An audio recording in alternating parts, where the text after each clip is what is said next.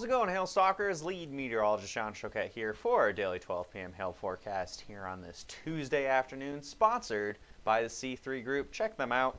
There's a link in the description of the video below if you're watching here on Facebook, and they'll have a commercial for us eventually. But anyway, get those notifications set up, guys. We had some storms this morning impact parts of southern Oklahoma and even in McKinney, Texas. Yes, for those of you in Dallas, McKinney got hit with little baby hail yet again for the millionth time in the past 3 years. But notification options, set up your notifications if you have not already to your phone, to your email, or to your computer, or all the above, and the regions you want to be notified for, whether it's a city, metro, whole state, or the entire country, or even internationally, if we can get some hail going in Canada here in the next couple months. Here's your forecast for today. Not a whole lot going on, at least in terms of where people live.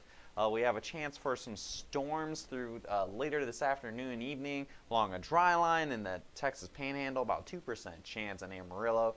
Only a couple storms are going to form, but if any of them do get going, could have some tennis ball size hail with them. Further to north, a more widespread look at chance for hail. However, unfortunately, it's North Dakota, South Dakota, and Montana, very sparsely populated states. I have a 10% for Bismarck. Storms are going to form probably right around, say, 7 o'clock, 8 o'clock p.m. up in North Dakota. They should fire into a line pretty quickly, so there's only going to be a small window where hail could get up to some golf ball size. They should form right around Bismarck, so I have a 10% for you guys. If it forms just east of Bismarck, then well, it's not going to really hit anybody. I have a 5% here in Billings. It looks like more isolated storms are going to form. But again, if the storms don't hit Billings, they're not going to hit anybody because there's not too many people in Montana. But some 2-inch hail is possible, so maybe we can get a little lucky here and Billings can get hit with some hail. That should happen after about 4 o'clock this afternoon. And maybe even a couple storms over by Rapid City as well. So that's what we're looking at for today. For those of you wondering, yes, we did have a little bit of the hail this morning across down by Ardmore, and even some hail in McKinney area.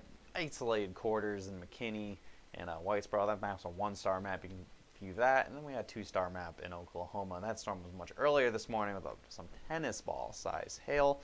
Otherwise, looking ahead at tomorrow, a little bit better of a hail risk. I know I was talking about Minneapolis yesterday. However, it looks like what's really going to happen is we're going to get a line of storms, an MCS, forming and moving through North Dakota and into Minnesota tonight. And these things, especially this time of year, pretty common and are very, very good at screwing up our forecast if they wipe out an area. So say if storms move through Minneapolis tomorrow morning at 6 o'clock in the morning, you're going to screw up the risk for most of Minnesota tomorrow. So I'm kind of hedging my bets. I'm trying to figure out where the outflow boundary is, or just where storms will fire later on in the afternoon. So when a big line of storms moves through, it leaves a little boundary layer that acts as a trigger mechanism for other storms to form. So I'm trying to say somewhere, whether it's in Iowa or even as far to the west as Lincoln and Omaha, Nebraska, some storms I think will form somewhere where it forms. Obviously tomorrow we'll be able to focus it in quite a bit more to let you guys know exactly where that's going to happen. But I think Minneapolis, unless you get some hail in the morning, you might miss out on the storms tomorrow.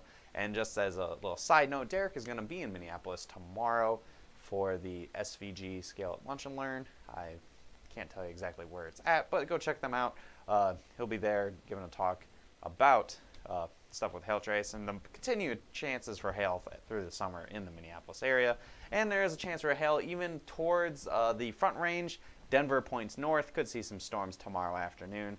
Again, we'll get this forecast a little more fine-tuned for you going into your day tomorrow. But unfortunately, with this being this time of year, it's very challenging to get a forecast out more than just a couple days with any sort of real accuracy. Things like, for example, this forecast will probably change pretty drastically going into tomorrow morning once we see what happens today. And then it all kind of domino effects itself all the way through the week. So I'm going to show you guys the model, show you why it looks like Minneapolis might not really get some storms tomorrow. We'll just kind of see how it plays out. Obviously tomorrow things could change again drastically and we could actually see some storms in the area. But right now, this is what we are looking at here. We can move through. This is through today. and you see, here are the storms as they form. Today, across the North Dakota area, and they move through. You see this big line moves through, and it has it come through the Minneapolis area again around 12Z, which is about 7 o'clock in the morning. That's bad news if you want big storms in Minneapolis, because then that ends up pushing cold, stable air through the area. It leaves, kind of dies off during the day, and then you see tomorrow evening big storms try to form somewhere, whether it's by Omaha or even by, is this the right run? Hang on, I think I might have the wrong run up here. Oh, sorry about that, guys. I do have the wrong run up here.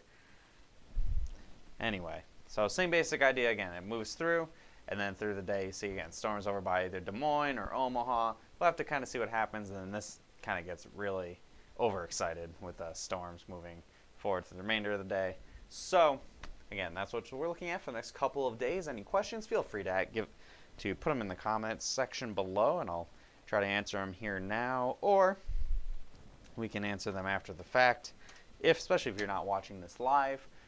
That's why make sure you guys follow us on Facebook, so that way you don't miss any forecasts that we do or any live coverage. I doubt we're going to have to do much live coverage today, maybe in the off chance that Billings gets hit or something.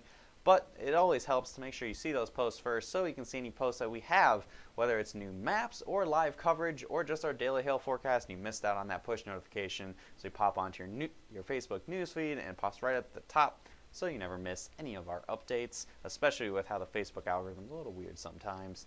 And any comments, questions, concerns you may have, and they weren't answered here, call us at 855-334-4245, especially if you have any interest in what Hailtrace has to offer. Emails at info@hailtrace.com or visit our website, hailtrace.com, and you can message us on intercom, and that will send out a notification to everyone on staff, and we can answer your questions pretty quickly here.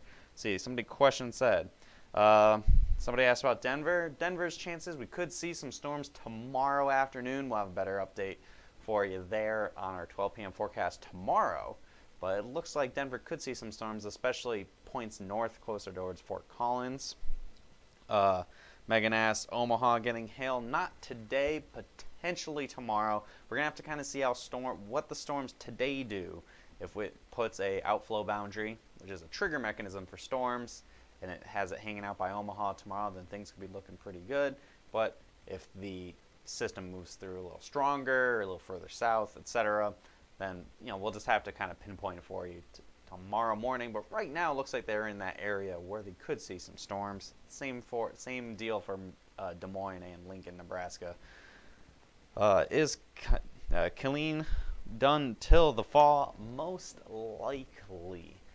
Your best bet, I mean, there's always that potential with the way the pattern is set up right now. It's northwest flow.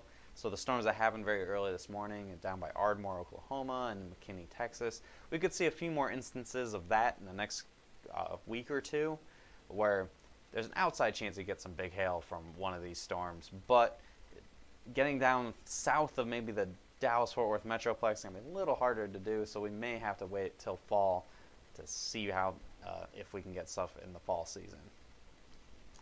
And I think that is it for questions. So I'm going to wrap it up, guys. I'll see you again tomorrow at 12 p.m. like we do every single day here on Facebook, YouTube, our app, or wherever you're watching us.